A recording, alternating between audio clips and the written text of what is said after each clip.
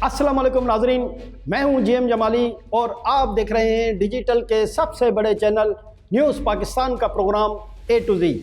नाजरीन, सिंध की 5000 साल तारीख में इस धरती को एक जरखेज़ और घने जंगल रखने वाला खित्ता समझा जाता था। यहाँ के सहरा भी अपना एक अलग ही हुस्न रखते हैं।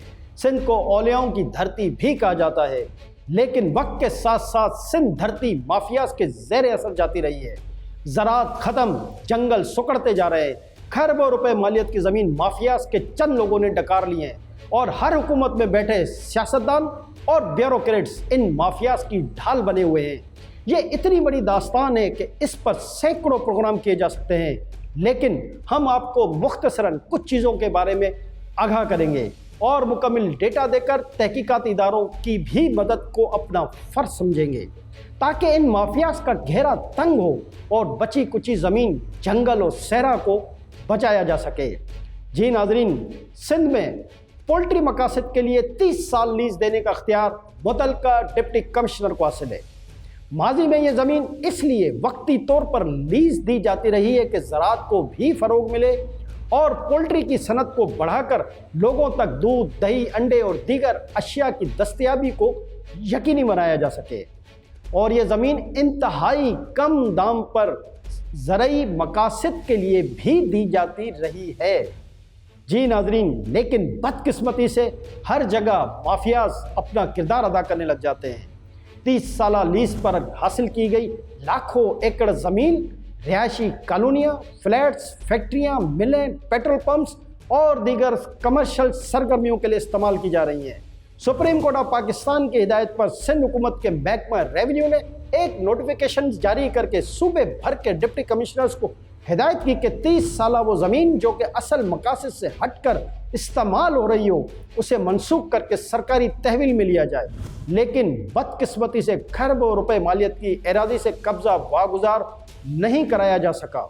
नोटिफिकेशन में ये भी कहा गया है कि मुख्तलिफ अलाटीज़ को ये ज़मीन 30 साल की लीज पर दी गई थी और इसका मकसद इस ज़मीन को ज़राअत, पोल्ट्री फार्म या मवेशी फार्म, डेयरी फार्म के काम के लिए इस्तेमाल करना था।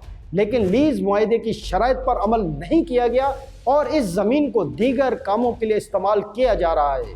ये बात भी नोटिस में आई है कि अलाटी इस ज़मीन की 30 साल लीज की खरीद व फरोख्त में भी मुलविस हैं, जो कि मुकम्मल तौर पर गैर कानूनी अमल है। इस ज़मीन पर तामीरात की वजह से सरकारी ख़जाने को भी करोड़ों रुपए का नुकसान पहुंच रहा है। इस बात को मद्देनज़र रखते हुए हिदायत की जाती है कि 30 साल के लिए दी गई तमाम तर लीज मनसूख की जाए। इसके साथ साथ वो तमाम शॉर्ट टर्म लीज जो कि शराइत पर पूरी नहीं उतरी और लीज मुआहदे की खिलाफ वर्जी में आती हैं, वो भी मनसूख की जाए। डिप्टी कमिश्नर्स को हिदायत की जाती है कि कवायद व ज़वाबित की रोशनी में मुआहदे में बयान की गई तमाम शराइत पर अमल दरामद को यकीनी बनाया जाए, बसूरत दीगर कानूनी चारा जोई अमल में लाई जाए।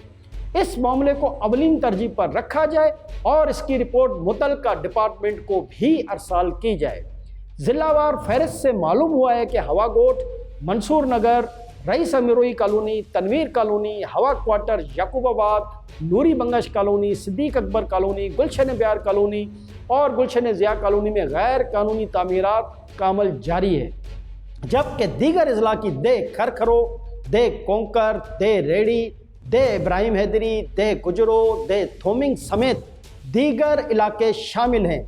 जी नाजरीन, कानून के मुताबिक 30 साल लीज पर ली गई ज़मीन किसी भी शख्स को फ़रोख्त नहीं की जा सकती, लेकिन आज भी ये कारोबार ज़ोर व शोर से जारी है और माफियाज के लोग आज भी सादा लो अफराद को झांसा देकर ये ज़मीन फ़रोख्त कर रहे हैं। ख़ास तौर पर ये ज़िला बलीर, ज़िला ईस्ट, ज़िला वेस्ट, कोरंगी में ये कारोबार उरूज पर है और कोई पूछने वाला भी नहीं। यकीनन तहकीकात इदारों को इस हवाले से काफ़ी मालूमात दस्तयाब हो गई होंगी और आवाम भी इस तरह के नौसरबाजों से दूर रहें, चूँकि इस ज़मीन की ख़रीद व फरोख्त आज नहीं तो कल तहकीकात के ज़मरे में ज़रूर आएगी।